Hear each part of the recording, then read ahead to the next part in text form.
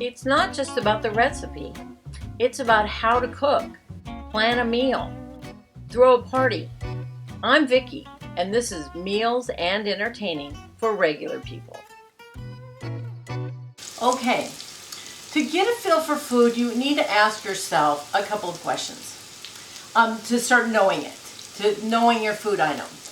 You need to know how long it takes to cook. So if we're planning our dinner, we need to know that the zucchini is only going to take 5 minutes. That's going to take 45 minutes. We need to know, how do you know? You need to get familiar when it is cooked, because you'll serve something and it'll be too hard or too soft. So you need to get familiar with when this is going to be cooked. And so you get that from experience from making it a few times. You need to know what will happen if it's cooked wrong. I think we all kind of know that, but you'll know what you do to it, like it's going to be wrong if I do it that way. So once again, I'm quite egotistical about cooking, but let me tell you, I screw up a lot.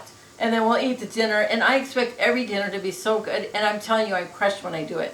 The funniest time I ever did was I made a salad dressing, and it was supposed to take 3 tablespoons of sugar and 3 teaspoons of seasoned salt, and I reversed them.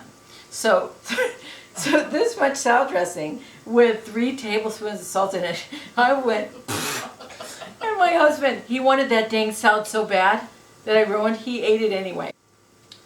You need to know if your food's going to shrink or puff up. And I know that sounds dumb, but if we're making hamburger patties, we know it's going to be like this when it's done. It's going to shrink. So you have to consider that when you're going to serve it.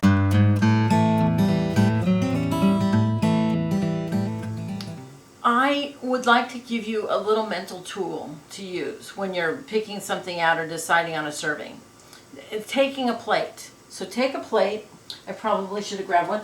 Hold on. These are my everyday plates. My husband hates them, but I've had them since I was 18 years old. So take a plate and put the food on it.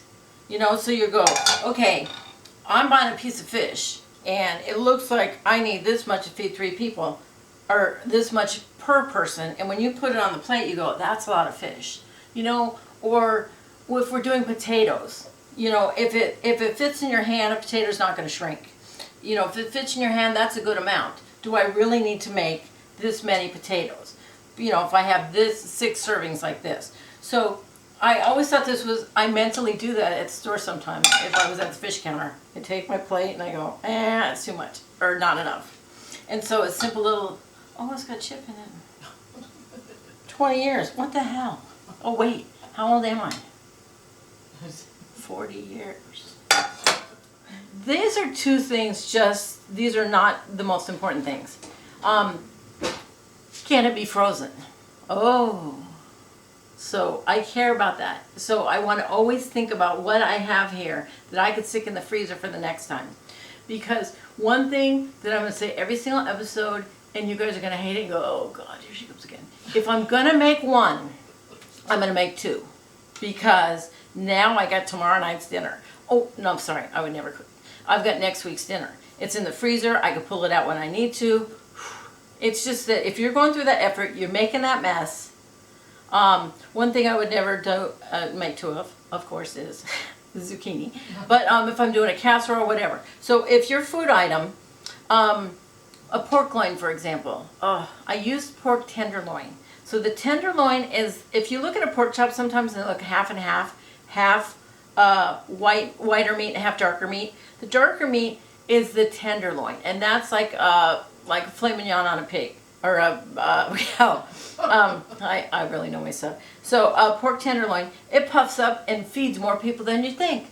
If I'm going to make one, I'm kind of going to make 2. And then I save the other one, and I'm going to use it later for a variety of things, which if you follow me, you'll find out all these handy little trades. Oh, look, my carrots are steaming.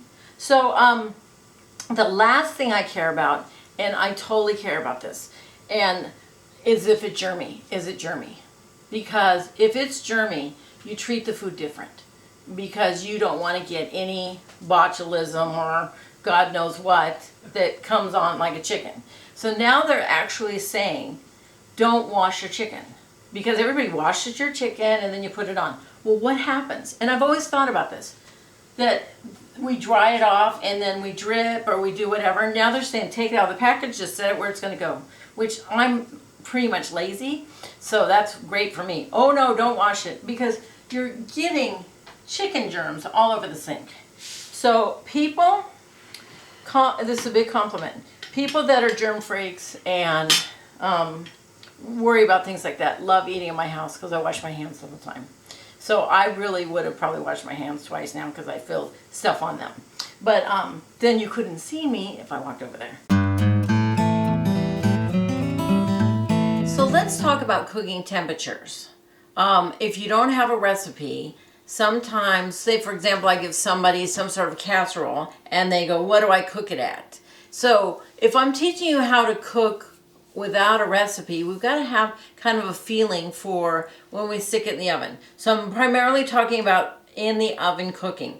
So baking and roasting are kind of the same thing. Roasting is just more of a term for cooking meat or a casserole or something, and then baking is more for sweets, breads, things like that.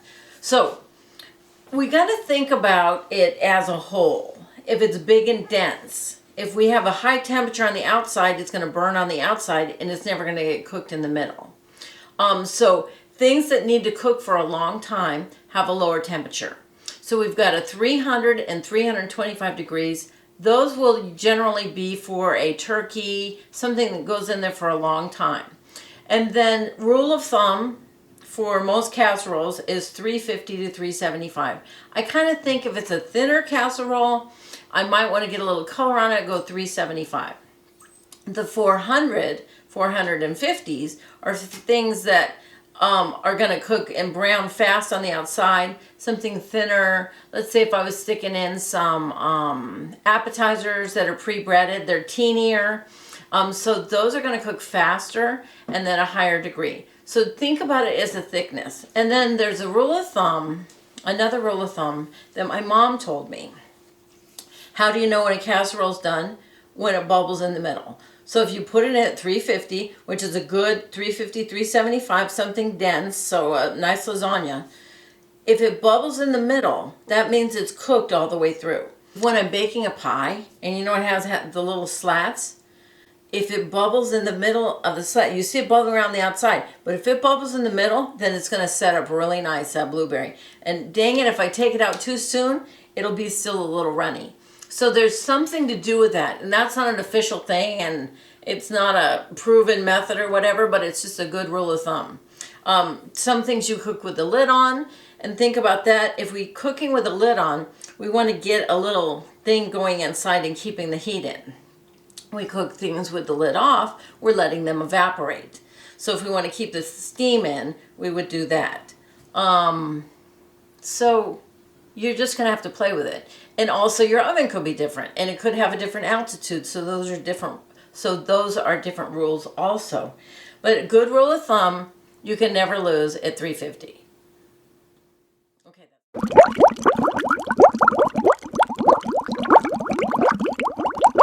Thanks for watching.